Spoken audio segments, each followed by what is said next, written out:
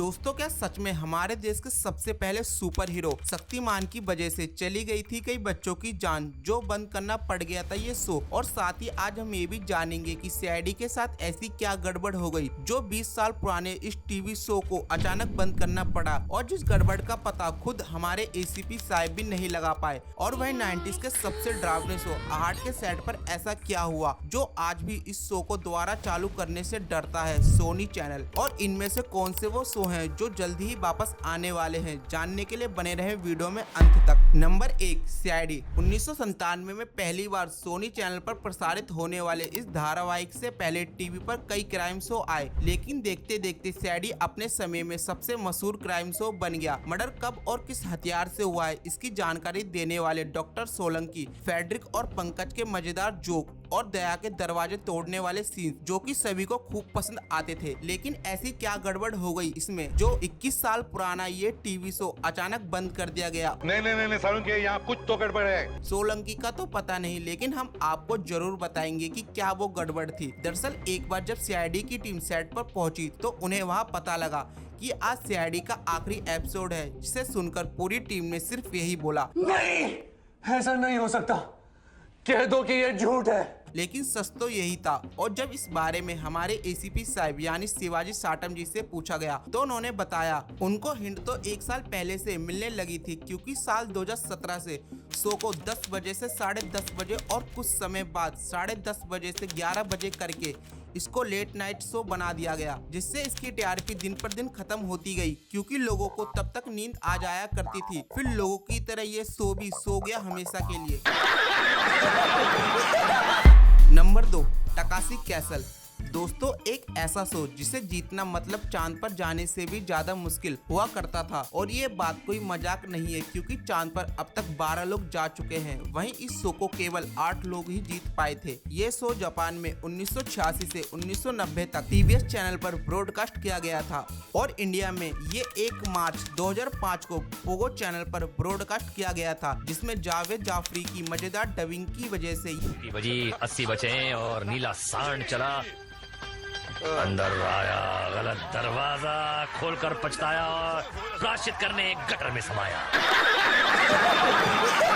ये show super duper hit साबित हुआ, लेकिन अचानक ऐसा क्या हुआ जो ये शो बंद करना पड़ा? तो आपको बता दे, इस शो को डंप करके फिर से एडिट करने में बहुत खर्चा हो जाता था, और उस समय इस शो को कोई स्पॉन्सर भी नहीं कर रहा था, इसलिए इस शो को इंडिया में बंद कर दिया गया। लेकिन इस शो के फैंस के लिए एक गुड न्यूज है, और वो ये है कि ये शो एक बार फिर अमेज़न प्राइम पर रिटर्न आने वाला है, और ये 100% कंफर्म न्यूज है, क्योंकि इस बात की जानकारी जावेद जाफरी सर ने बहुत पहले ही अपने ट्विटर अकाउंट पर दे चुके हैं। नंबर 3, शक्तिमान। हमारे देश का सबसे पहला सुपर हीरो शक्तिमान, जिसे देखने का इंतजार सबको हफ्ते भर करना पड़ता था, और इसका हर एक एपिसोड लोगों को एक अच्छी सीख देने के मकसद से ही बनाया गया था। वहीं दूसरी तरफ शक्तिमान की लोकप्रियता बहुत तेजी से बढ़ने लगी। साथ ही कई जगहों से ऐसी खबरें आने लगी कि शक्तिमान की तरह घूमते हुए कई बच्चे अपने घरों की छत से कूद रहे हैं। तो क्या यही वो वजह थी जिस कारण इस शो को बंद कर दिया गया? तो आपको बता दे, इनमें से कोई भी बात सच्ची नहीं है, क्योंकि 2019 में हमारे शक्तिमान का किरदार निभाने वाले मुकेश खन्ना ने खुद अपने यूट्यूब चैनल के जरिए सबको ये बताया कि वो इस शो में एक्टर होने के साथ साथ शो के प्रोड्यूसर भी थे, और वो ही दूरदर्शन के पास शक्तिमान का आइडिया लेकर गए थे। मैंने शक्तिमान सीरियल का प्रपोजल लेकर मैं जब दूरदर्शन पे गया था, और दूरदर्शन को भी ये आइडिया बहुत पसंद आया, लेकिन दूरदर्शन अपने चैनल पर शक्तिमान को दिखाने के लिए एक फीस चार्ज किया करता था, और ये फीस शुरुआत में 3,80,000 रुपए थी। चला अच्छा, दोनों में पैकेज में मेरे को उस वक्त फीस सिर्फ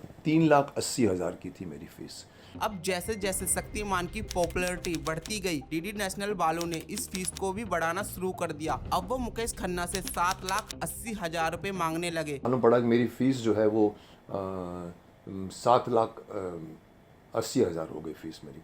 अब इतने पैसे में भी मुकेश खन्ना मान गए, और शो सक्सेसफुली कुछ सालों तक चलता रहा। लेकिन तभी अचानक से दूरदर्शन वालों ने इस फीस को बढ़ाकर 10 लाख कर दिया, और फिर पता चला ये लोग जल्दी ही इस फीस को 16 लाख करने वाले हैं। अगली बार पता लगा कि वो लोग उसको 16 लाख करने की सोच रहे थे। अब इतना पैसा मुकेश खन्ना और उनकी टीम को देना संभव नहीं था और इसी वजह से उन्हें ये शो बंद करना पड़ा। और करीब 20 साल पहले जिस शक्तिमान को मजबूरी में बंद करना पड़ा था, उसी शक्तिमान के बारे में मुकेश खन्ना ने 1 साल पहले अनाउंस किया कि तो ये रहा मेरा अनाउंसमेंट, वॉच।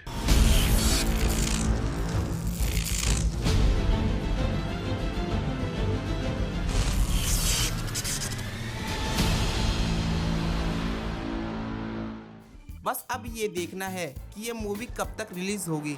नंबर 4, आहट। एक ऐसा शो जिसे हमें अपने बचपन में देखने में जितना ज्यादा डर लगता था उतना ज्यादा मजा भी आता था, जिसमें हॉरर और क्राइम का मिर्च मसाला भरपूर होता था। 1995 से 2015 तक चला ये शो। शुरू में एक हॉरर शो ना होते हुए एक क्राइम शो था, पर बाद में इसे हॉरर शो बनाया गया। इस शो की ज्यादातर शूटिंग हंटिंग प्लेस में हुआ करती थी और एक दिन जब इनकी टीम पुणे के निगोज गाँव में पहुंची, जहाँ एक 11 साल के लड़के ओम की कहानी शूट हो रही थी, जिसे एक अनजान आदमी की परछाई नजर आती है और शायद उसी परछाई ने ओम के नौकर और केयर टेकर को मार डाला। कहने को तो ये कहानी थी जिसकी शूटिंग करने आहट की पूरी टीम वहां पहुंची थी, पर एक रात जब शूटिंग खत्म हुई तो उनके एक टीम मेंबर को सीढ़ियों के ऊपर एक परछाई नजर आई। पहले तो उसको लगा कि उसके साथ कोई मजाक कर रहा है, क्योंकि बार बार वो परछाई वहाँ से हिल रही थी, जबकि वहाँ खड़ा कोई नजर नहीं आ रहा था। वो भागकर ऊपर गया, लेकिन अब वो परछाई नीचे नजर आ रही थी, जबकि नीचे वाले और ऊपर वाले फ्लोर पर उस समय कोई भी नहीं था। तभी वो वहाँ से चीखता हुआ बाहर आया और अपने टीम मेंबर को बताया। और जब टीम वालों ने आसपास के गांव वाले से पूछा, तब उन्होंने बताया कि अगर भूतिया है, यहाँ कई हादसे और मौत तक हो चुकी है, और तब इस शो को बंद कर दिया गया। लेकिन जब इस शो के मेकर से इसके बंद होने का कारण पूछा तो उन्होंने इसका कारण शो की गिरती टीआरपी बताया। वैसे आपको क्या लगता है, कौन सी बात सच है? कमेंट में जरूर बताना। वैसे इनमें से आपका बचपन का फेवरेट शो कौन सा था? लाइक करके हमें कमेंट में जरूर बताना। और हमने इस चैनल पर आपके लिए ऐसे ही और भी कई मजेदार वीडियो आपके लिए बनाई है, तो उनको भी जरूर देखना।